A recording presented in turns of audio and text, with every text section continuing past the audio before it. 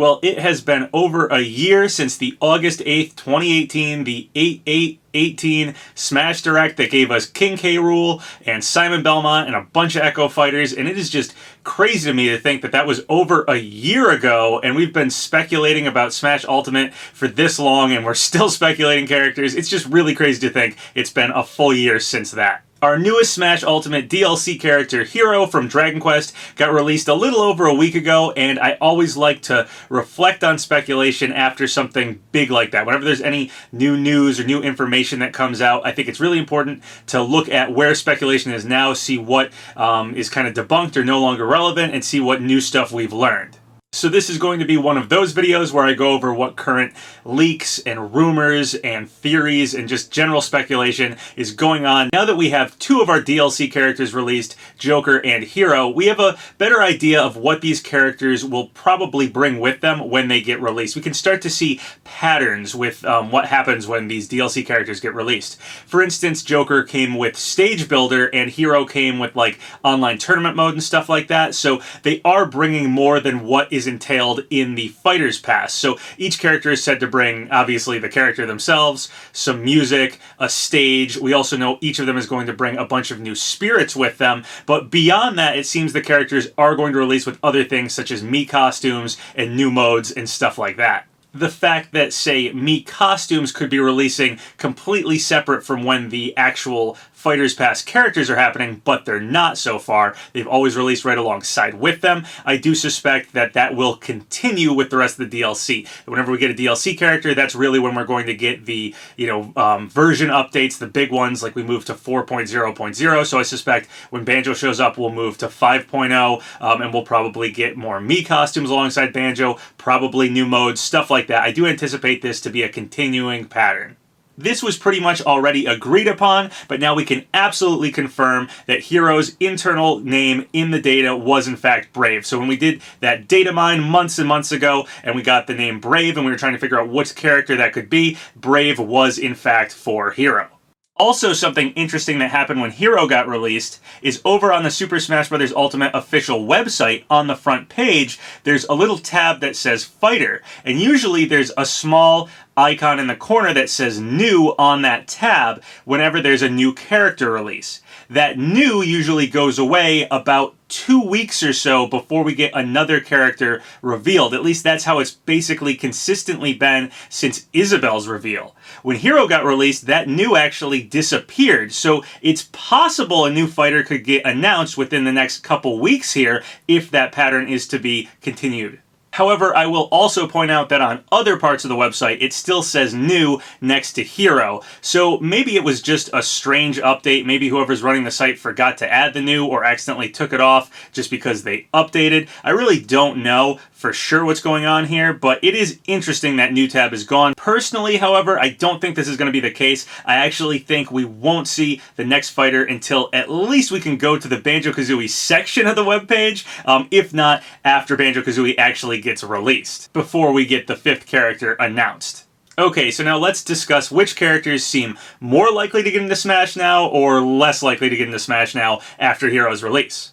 I'm going to be perfectly upfront about this, but one of the main characters to get a lot of attention all of a sudden is actually Geno, and obviously, I have a lot of Geno bias. He's my most wanted character, but sincerely, there are a ton of people talking about Geno now that Hero's been released for various reasons that I'll go into. There's even a lot of quote-unquote leaks floating around right now that have Geno on them. Here's one that said Geno was going to be revealed at EVO. Obviously, that wasn't true, so this is a fake leak. So that's really what I'm saying. There's a lot of fake leaks floating around lately that have Geno on them, but that does show the character is getting a lot of attention right now. So yeah, it's not my bias. Honestly, Geno is sincerely getting a lot of attention in the speculation scene right now. So why is Geno getting a lot of attention right now? Well, mostly because his Mii costume did not return as expected alongside Hero's release. So this means Mii costume theory is kind of dead. Basically, Mii costume theory was saying that because when Joker was released, we got the Sonic Mii costumes that were in Smash, Wii U, and 3DS back alongside with him, and that was from Sega, and Atlas is owned by Sega, and Joker is owned by Atlas, so basically we got Sega Mii costumes from Wii U and 3DS returning to this game. It was thought that when other characters from other companies, such as Hero coming from Square Enix, the old Square Mii costumes like Chocobo and Geno from Smash, Wii U, and 3DS would come back alongside with Hero. The Geno and Chocobo Mii costumes did not show up alongside Hero, so now Mii costume theory is basically dead. I'd say it still has a little bit of merit. I still expect that other old Mii costumes could return. We do have the Sonic Mii costumes returning, so it's still possible those Mii costumes could return, and it's still possible they could return alongside characters from those companies, but this basically breaks the pattern and deconfirms the idea that the next two characters will definitely be from Capcom and Namco to return all the old Wii U 3DS Mii costumes. That's probably not going to happen. But I could still see, say, a Capcom character happening and getting some Capcom Mii costumes from Wii U and 3DS alongside with them. I still think that's possible. Same goes for Namco, just not a guarantee now. It's not a pattern that's definitely going to continue to happen. Personally, I do still think a Capcom rep is very likely. Specifically, I think a Resident Evil rep, someone like Jill, or possibly a Resident Evil rep character sort of like Hero that has multiple costumes, something like Jill and Leon or something like that, is still very likely. So my personal guess is still that a Capcom rep will happen, and I'm guessing at Resident Evil. However, now that Mii costume theory is debunked, I do have less faith in a Namco character happening. Namco works on Smash directly, and I could see them kind of bowing out to allow other companies to put characters into the DLC spots, so I could see Namco being okay with just having Pac-Man. Honestly, I've always had a hard time picking a frontrunner for Namco rep, and I just kind of feel, for whatever reason, that a Namco rep seems a little less likely. Not impossible whatsoever, but just a little less likely, so my own personal guess is that a Capcom rep will happen, and then the other spot could be a Namco rep, but it could also potentially be a character from some other company. Okay, so which Mii costumes did show up alongside Hero? Well, Dragon Quest Mii costumes. All the Mii costumes we got were from the Dragon Quest series. We didn't get anything else, so we did not get the Geno Mii costume. A lot of people were thinking that we would. The Geno Mii costume was kind of a big deal when Cloud got released. It actually even had a splash screen like a newcomer character, and Sakurai has said before that he does know about the large fan demand for Geno and does think Geno would make a good fighter in Smash, so considering that we didn't get Geno as a fighter yet anyway, a lot of people were anticipating that the Mii costume would come back, myself included. I really thought that was going to happen, and it didn't, so it's a little fishy. When the base game for Super Smash Bros. Ultimate came out, Sakurai talked about how he made the Rex Mii costume basically because he couldn't get Rex into the game as a playable character. That was just happened too late in the cycle of building characters, so he gave the fans a Mii costume so they could kind of play as Rex. It's a little strange that the same thing hasn't happened for Geno here. Geno has a big fan base, Sakurai's aware of that fan base, and if he specifically said, hey, if I can't get a character in Smash, I usually just make them a Mii costume so people can kind of play as them, to just take the Geno Mii costume away is pretty strange. And Geno is already a spirit in Super Smash Bros. Ultimate, so we know that the Smash team has paid for the rights to use Super Mario RPG stuff, specifically to use Geno, so I'm sure if they wanted to use the Geno Mii costume, it would be pretty simple to just port that over or whatever, but they didn't. So there's essentially three things that could be happening here. Number one, the Geno Mii costume is just gone, and Geno is simply a spirit in Super Smash Bros. Ultimate, but it's a little strange to do that considering the Geno Mii costume existed before, they have the rights to Geno still, and Sakurai is aware of the fan demand to want to play as Geno. Also, it's pretty likely the Geno Mii costume for Smash, Wii U, and 3DS probably sold pretty good back then, and you'd think Square would want to cash in on that again. Two, it's possible the Geno Mii costume could show up later down the road. Maybe we're getting a second Square character for DLC. I'm kind of thinking each company will probably only get one character, at least in this Fighter's Pass, but it's possible another Square character could happen and the Geno Mii costume could happen alongside them. Or it's also possible the Geno Mii costume could happen in some future Mii costume pack that could either happen alongside a character that isn't Square, or maybe the Mii costume packs will continue past when the characters are getting released, and they'll just be Mii costume packs, and maybe Geno will be in one of those. And then 3, it's possible that Geno is in fact a playable character, and that is why the Geno Mii costume is not coming back. This is what a lot of people are speculating about basically now, is that even though Geno is a spirit, that was always kind of a fan rule that spirits couldn't become playable characters. It is odd the Geno Mii costume didn't return, and we did actually have quite a few of the Mii costumes from Smash, Wii U, and 3DS upgraded into playable fighters in Smash Ultimate. So Geno would not be the first character to have this happen. Also, Smash Ultimate has gotten a lot of fan favorite characters in it so far. We got Ridley, we got K. Rool, we got Simon Belmont, we got Banjo. Geno is another character fans have wanted in Smash for a long time, and Sakurai is definitely aware of that, especially after the ballot and everything. Of course, simply not having the Mii costume come back is not the only piece of evidence Geno has going for him. There's a strange pattern happening with Square music in Smash. For Dragon Quest, we got 8 different tracks. However, there's only 2 tracks from each game that all of Hero's alt costumes are from. So Hero has 4 separate alt costumes from 4 separate Dragon Quest games, and we only got 2 pieces of music from each of those games. This is very similar to what happened with Final Fantasy, where we only have Square giving Smash 2 music tracks from Final Fantasy to use in the game. So it seems like with Hero, Sakurai may have negotiated for 4 different Dragon Quest games and gotten 2 tracks from each of those games, totaling 8 tracks for the character Hero. So what does this have to do with Geno? Well, very recently over on YouTube, Nintendo themselves actually put a copyright strike against 2 Super Mario RPG tracks, Beware the Forest Mushrooms and Fight Against an Armed Boss.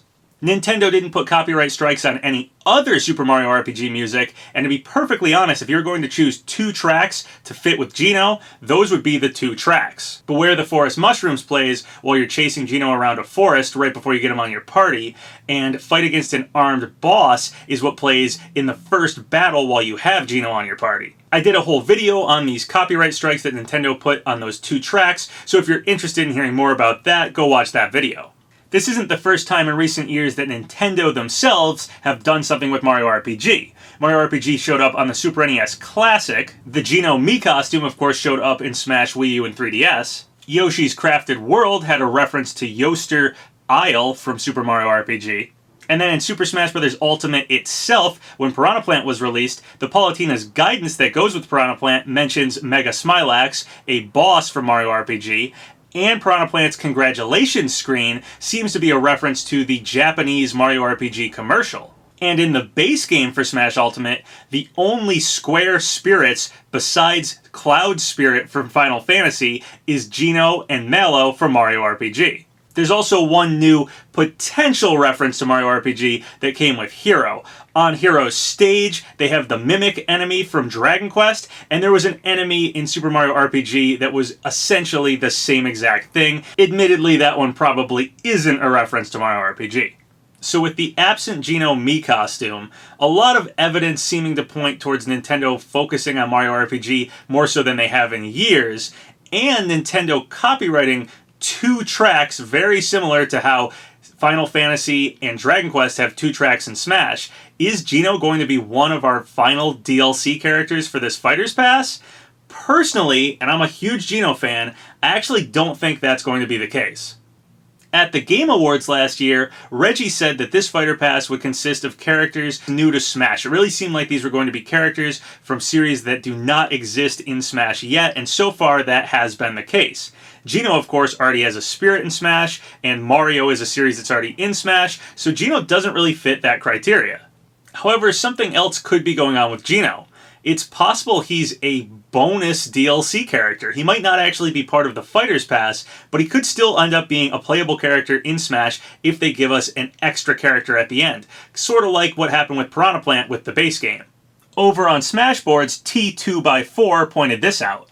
I know it's a stretch, but I feel it'd be weird if they kept the individual DLC on the Smash website down to just one character. Perhaps Geno could also be a part of the individual DLC. It just seems weird to only have one character in that section. And I agree, it is a little strange to only have one character in the individual DLC section. Why even make a section for that on the website if there's just one character there? It's just very odd. Now, Geno is, of course, a spirit already in Smash, and of course there's that whole spirits deconfirm characters or something, but that was always a fan-made rule, so we really don't know if that's the case for sure, and of course if it was some sort of extra final character, it's totally possible that could be the character that breaks that rule. In fact, I think Geno actually fits better than any other character for specifically being a spirit that becomes a playable character. Hero's reveal trailer had all the Dragon Quest characters fighting against the evil, possessed versions of the characters from Smash, so that whole World of Light narrative is still going on with these trailers into the DLC here. In the context of Super Mario RPG, Geno is a star spirit who possesses a doll and then becomes like a living character. This actually fits really well for the Geno spirit possessing a doll in like a trailer for the character and becoming suddenly a playable fighter. It'd actually be a really good way to end everything, tie in the everyone is here message with the whole World of Light possessed characters spirit thing that Sakurai came up with. Geno's actually the perfect fit for that whole narrative. After getting Banjo in the DLC, I'm very satisfied with Smash Ultimate. I really don't need any other characters that I personally want to get in the game. I just want the end of the DLC to be good, but I will admit Geno would fit very well as a final extra character. And there's a new theory going around that actually supports the idea of a final character after the Fighter's Pass. So this theory is called voice theory, and as far as I know, it first showed up over on Smash boards, and this is how it goes. There are 4 empty slots in the voice section of the sound test menu as of 4.0.0, one of which is going to be taken by Banjo and Kazooie. And this leaves us 3 empty slots. The 3 empty slots could be filled by one voiced fighter with a different character, opposite gender alt, another fighter with a voice. 3 voice fighters, which possibly means a new post-Fighters Pass fighter is coming, or surprisingly, all 3 of them share one slot, like Pokemon Trainer, which possibly means the last Fighters Pass fighter may be voiced or not. 1 fighter with 2 or more character alts, which means that the next fighter doesn't have a voice. But there is a chance that we may get a fighter with more than 3 alts, which leads into new theories that the 10 remaining unannounced placeholder DLC fighter slots in the World of Light CSS files could be real. Okay, so before we get ahead of ourselves, there's a lot being assumed by this theory. First off, this image isn't actually of the voice area of the sound test section. It is a mock-up assuming what might happen. This is what the sound test actually looks like. Now you may have noticed some characters like Isabelle and Piranha Plant don't have sections here, and that's because those characters don't have voices. Now we do need 4 more slots to fill this full thing up to make it a complete rectangle, but that doesn't even necessarily have to happen. It could just end abruptly, it doesn't have to be a perfect square. Also, anything could happen with these voices. Like I said, Piranha Plant and Isabelle don't even have voices here, and potentially Banjo and Kazooie could have 2 separate spots for voices the way all 4 of Hero's alts do, or some other future DLC character could have 2 voices, such as a Resident Evil rep being both Jill and Leon, something like that. Anything could really happen here, and again, it doesn't even have to fill up all the way. So that's voice theory. I don't personally really buy into that one. I think there's too many unknowns going on there to say that that will definitely be how it'll end up. And even if that is how it ends up, anything could happen. Like I said, Banjo and Kazooie could have separate voices, and then we have just 2 slots left to fill it up and 2 more characters. It fits. However, it does also support the idea of a 3rd extra character potentially happening, and I do think that's a possibility. So yeah, that's voice theory. Now, another really interesting thing that happened with Hero's release actually has to do with the Sakurai demo video itself, and I haven't heard too many people talking about this one. When Sakurai's Hero demo video started up, the ESRB rating that showed up was E10+ through teen. Before, it was just E10+. Of course, it's possible the DLC pushes the game over into the teen rating, and a lot of people were thinking maybe that's because of Joker. Joker does have like a gun and stuff. However, people checked Joker's reveal trailer and it still says E10+. The first time this teen rating showed up was with the Sakurai Hero demo.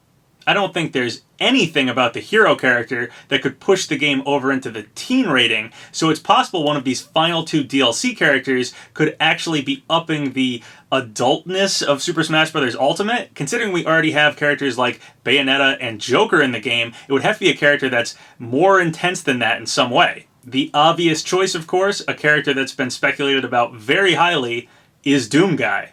Doom is a very mature-rated game with a lot of blood and gore and weapons, and I could see even a toned-down Doom guy for Smash pushing the game up into the teen rating. We already have confirmation that Bethesda has talked to Nintendo specifically about Smash, so a lot of people have been speculating Doom guy for a long time anyway. I actually think this gives a lot of credit to Doom Guy, or at least some more mature character possibly coming to Smash, and I actually haven't heard that many people talking about this one, and I'm pretty surprised about it because I think it's a fairly big deal to see the game's ESRB rating change like that. Okay, so Mii costume theory related characters take a little bit of a hit with Heroes release, not coming with the old Square, Wii U, and 3DS Mii costumes seems to suggest that that pattern is broken, and Capcom and Namco rep characters seem a little less likely, whereas Geno's Mii costume not showing up gives him a bit more of a boost that he could happen as a playable character, and the teen rating seems to suggest a more mature character could be coming, and since Doom Guy was already a fairly talked about and speculated on character, it's a boost up for him. Now let's talk about some other stuff that's happening in speculation right now. Here's a pretty interesting one. Some people have been able to get rid of the music track to Banjo's trailer and have noticed something pretty interesting. So over on Twitter, SuperWeebros08 wrote, taken from @MustacheTangelo's tip, is easy to remove music form, I assume he meant from, the hashtag Smash Bros, hashtag Banjo-Kazooie trailer by just syncing the released music preview with the trailer while lowering the music's volume and inverting its waves/phases. So there's the whole trailer with only sound effects. Tekken J2000 wrote me this. Kazooie got some new voices and there will be a grunty boss fight! When Banjo is on the bridge, then this pre-boss sound comes. Now, I've listened to this clip a bunch of times, and it's really cool to see the sound effects without the music in the background. However, I can't really tell what this pre-boss sound is. I've listened to the boss fights from, like, the base game of Smash Ultimate, and I've tried to hear what this pre-boss sound even is that apparently happens before the boss fights. I can't quite figure it out. I do hear something happening on the bridge, so I'll play the clip for you guys and let you guys see if you can hear whatever supposedly people are saying is heard there.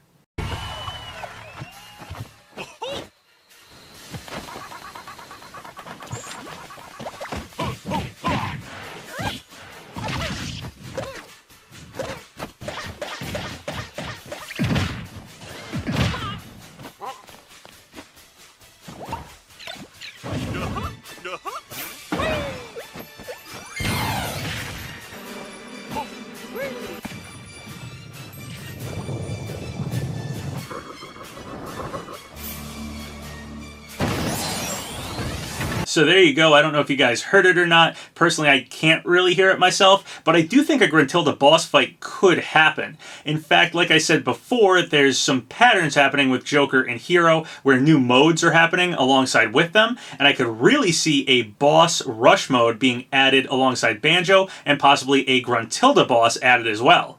The character Porky from the Earthbound Mother series still doesn't have a spirit in Super Smash Bros. Ultimate, and that's very odd. He is the only former boss to not have any acknowledgement in the spirit section of Super Smash Bros. Ultimate, so I do feel like Porky has to show up in Smash in some way. I thought maybe there'd be some sort of like Earthbound Mother collection released, and a Porky spirit would get added then, or potentially there'd be a boss rush mode, and the Porky boss would get added back into the game. I think that could really be happening here. I don't know about this sound clip and stuff, but I could really see boss rush mode being added, potentially a Gruntilda boss for Banjo, and possibly getting Porky back as a boss could kind of be the showcase for that whole mode. Also, I'd like to point out that for Banjo's reveal trailer, it started off with all these images of the heroes fighting the bosses. Obviously, it was the same trailer as the King K. Rool trailer, which made more sense to show the heroes fighting the bosses as they were adding K. Rool, but this was still used in the Banjo reveal trailer, so this could potentially be pointing to the fact that maybe when Banjo gets released,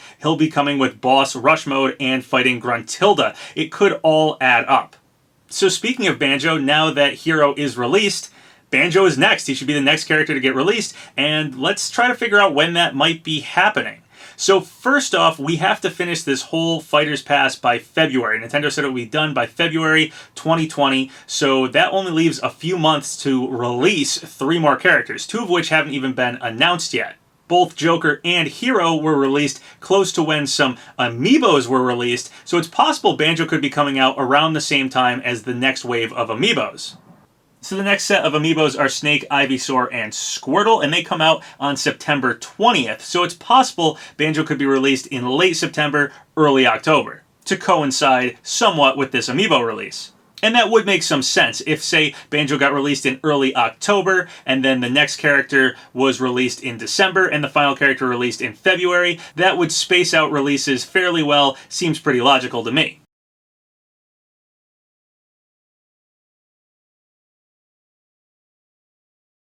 Something else that happens right around that same time frame and could coincide with Banjo's release is the Nintendo Live 2019 event happening October 13th and October 14th. And that's pretty much my guess for when Banjo will be released. Probably sometime in October is what I'm thinking. Now before I wrap this video up, let's just go over a couple other strange things that have kind of been going on. First up, we had this Mother Series Spirit Board to celebrate the 30th anniversary of Mother, and there's something a little strange about this. You can see some sunflowers poking up from the bottom of the image, and those sunflowers are a render that no one seems to be able to find. So if they're from the Mother Series or Earthbound, they're not from any known artwork from it. The background behind it is from Tortimer Island, so not everything on here is necessarily, something from the Mother Earthbound series. They just used a Smash Ultimate Sky background, but they did add those sunflowers, and nobody seems to be able to find where those are actually from, so it's pretty interesting. There seems to be something new, some new render for the Mother series being used in this image. This is actually very similar to something I've wanted to talk about for a while now. I meant to make a Silex video and talk about this, and then it never happened. Anyway, the character Nightmare from the Metroid series actually has new art in Smash Ultimate. The original artwork from the Metroid games is not the same as what was used for the Spirit for Nightmare in Smash Ultimate. So this could suggest maybe this artwork is being used for the new Metroid Prime game or something. Maybe Nightmare is going to show up in that. It's very strange that brand new art showed up for Smash Ultimate. Maybe this was just some unused art that was sitting in Nintendo's archives and they decided to use it and it's never been shown to the public. Who really knows, but it is interesting to see new art show up in Smash in the Spirit section when just about all the other Spirits are old classic artwork from their own games. So another strange thing that's floating around in speculation right now is that image of the starling bird on top of a roof that showed up on Sabi's Discord. When I talked about it many videos ago, I didn't really want to make the guess that starling meant star and could mean Geno, but with all the new Geno evidence, the Geno Mii costume not showing up, that's a possibility here. It could be pointing towards Geno. Personally, I'm thinking it's more likely pointing to something from like Pokemon, maybe just some new bird Pokemon or something like that. It was pointed out to me that in Norse mythology, Odin has two wolves, and the two legendaries that we've seen from Pokemon Sword and Shield are both wolf Pokemon, and Odin also has birds with him, so maybe it's something to do with Pokemon Sword and Shield. There have been some Norse references people have kind of suggested are happening in that game, so maybe that's what the starling bird is pointing to. I still really don't know for sure, but those are the good guesses I've heard, either Geno for Smash or something to do with Pokemon. Personally, I'm leaning more towards it being a reference to something from Pokemon, but we don't know yet.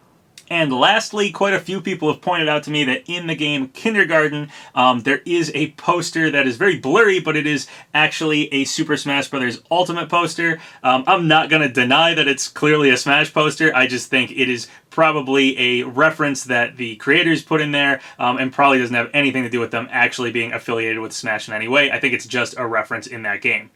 Alright guys, well that is everything. We covered a bunch of stuff, and I will say it's very fun to be speculating about Geno again. I really thought he was totally off the table after being a Spirit, and somehow he's made a comeback. So, I mean, us Geno fans are pretty used to being disappointed, so, if Geno doesn't get in, whatever. I got Banjo, I'm happy, I'm very satisfied with Smash Ultimate. I just want the rest of the Fighters Pass to be cool, good choices, just, to be fun to play characters, stuff like that. They don't need to be personal characters for me, but it's very cool to see Geno as sort of one of the front runners again. It's just neat. Anyway, if you guys have any thoughts about any of the stuff I covered in this video, please leave a comment below. So once again, thank you guys for all the subscribes, all the likes. Really helps out the channel. So if you haven't subscribed yet, go ahead and do so, or like the video, or leave a comment, whatever you want. Until next time, have a good one.